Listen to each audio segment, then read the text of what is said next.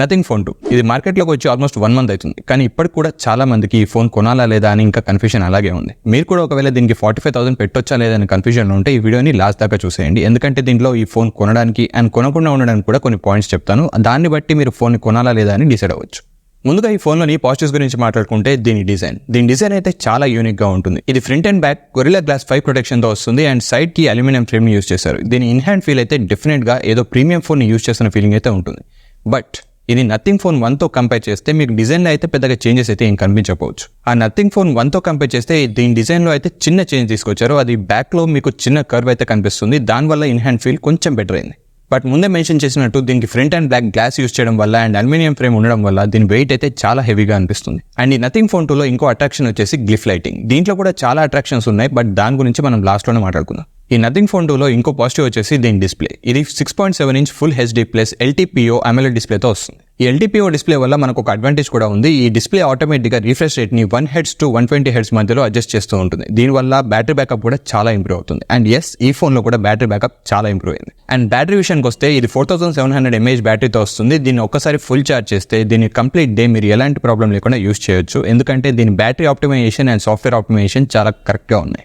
And software విషయంలో కూడా ఈ నథింగ్ ఫోన్ 2కి మంచి మార్కులే పడతాయి. ఎందుకంటే ఈ నథింగ్ OS 2లో చాలా యూస్ఫుల్ ఫీచర్స్ని యాడ్ చేశారు. ఫర్ ఎగ్జాంపుల్ క్విక్ సెట్టింగ్స్ని మీరు హోమ్ స్క్రీన్కి యాడ్ చేసుకోవచ్చు, లేదా మీరు క్రియేట్ చేసిన ఫోల్డర్స్ని మీరే కస్టమైజ్ చేసుకోవచ్చు. అండ్ దాంతోపాటు unique black and white icon theme కూడా దీనికి యాడ్ చేశారు. ఈ నథింగ్ ఫోన్ 2లో నెగిటివ్స్ విషయానికి వస్తే ఫస్ట్ ఆఫ్ ఆల్ దీని కెమెరా. దీని రెండర్స్ రిలీజ్ అయినప్పుడు దీంట్లో ఖచ్చితంగా టెలిఫోటో యాడ్ చేస్తారని చాలా మంది చెప్పారు. కాకపోతే ఈ ప్రైస్ రేంజ్లో టెలిఫోటో యాడ్ చేయకపోవడం దీనికి బిగ్గెస్ట్ నెగిటివ్ అని చెప్పొచ్చు. బట్ దీని rear camera and front camera normal lighting కండిషన్స్లో అయితే డీసెంట్గానే పర్ఫామ్ చేస్తుంది. బట్ లో లైటింగ్ కండిషన్స్కి వెళ్తే మాత్రం మీకు ఫోటోస్ అంత గొప్పగా అయితే రావు. అలాగే ఈ నథింగ్ ఫోన్ 2 కెమెరాలో నేను నోటీస్ చేసిన ఇంకో ప్రాబ్లం ఏంటంటే మీరు కంటిన్యూస్గా ఫోటోస్ తీస్తూ ఉంటే దీంట్లో మీకు షట్టర్ లైట్స్ అయితే ఖచ్చితంగా కనిపిస్తాయి. అండ్ వీడియో తీసేటప్పుడు అప్పుడప్పుడు ఫోన్ కూడా ఓవర్ హీట్ అవుతుంది. బట్ ఇది రెగ్యులర్గా అయితే కనిపించట్లేదు సమ్టైమ్స్.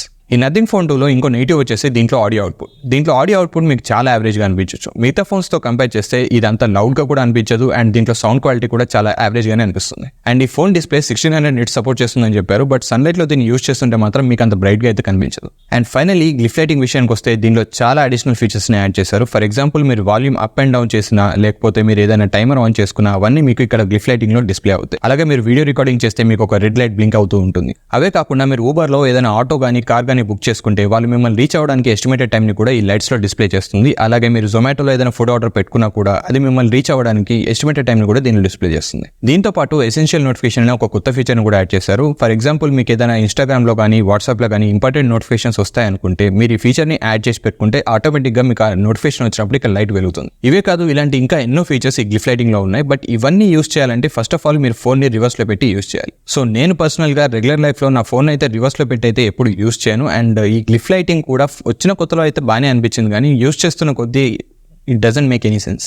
అండ్ ఈ నథింగ్ ఫోన్ 2లో ఇంకో బిగ్గెస్ట్ డ్రాబ్యాక్ ఏంటి అంటే ఈ ఫోన్ బాక్స్లో మీకు ఎలాంటి బ్యాక్ కవర్ కానీ ఛార్జర్ కానీ రాదు. అండ్ ఇది ఓన్లీ 45 వాట్ ఛార్జింగ్ మాత్రమే సపోర్ట్ చేస్తుంది. దాంతో మీ ఫోన్ని కంప్లీట్గా ఛార్జ్ చేయాలంటే మీకు ఆల్మోస్ట్ 1 hour పట్టొచ్చు. బట్ ఇది 15 what wireless charging and 5 what reverse charging అయితే సపోర్ట్ చేస్తుంది. బట్ మన దగ్గర ఈ వైర్లెస్ ఛార్జింగ్ యూజ్ చేసే వాళ్ళు ఎంతమంది ఉన్నారు అంటే నెగ్లిజిబుల్. సో సింపుల్గా మీరు ఈ ఫోన్ కొనొచ్చా లేదా అని మీరు ఆలోచిస్తుంటే నేనైతే దీన్ని అస్సలు రికమెండ్ చేయను. ఎందుకంటే దీనిలో బ్యాక్ కవర్ కానీ ఛార్జర్ కానీ రావు. అవి కూడా కావాలి అంటే మళ్ళీ మీరు ఒక 2000 రూపీస్ ఎక్స్ట్రా స్పెండ్ చేయాల్సి ఉంటుంది. అలా కాకుండా మీరు OnePlus 11R ఫోన్ తీసుకుంటే మీకు బాక్స్లోనే ఛార్జర్ కూడా వస్తుంది అండ్ బ్యాక్ కవర్ కూడా ఇస్తారు. అండ్ ఇది జస్ట్ 40,000లోనే మీకు వచ్చేస్తుంది. ఇవి 2 ఫోన్స్ కాకుండా మీ ప్రయారిటీ గేమింగ్ అయితే మాత్రం మీరు iQOO Neo 7 Pro కూడా ట్రై చేయొచ్చు. ఎందుకంటే దాంట్లో కూడా ఈ 2 ఫోన్స్లో యూజ్ చేసిన ప్రాసెసర్ని యూజ్ చేశారు.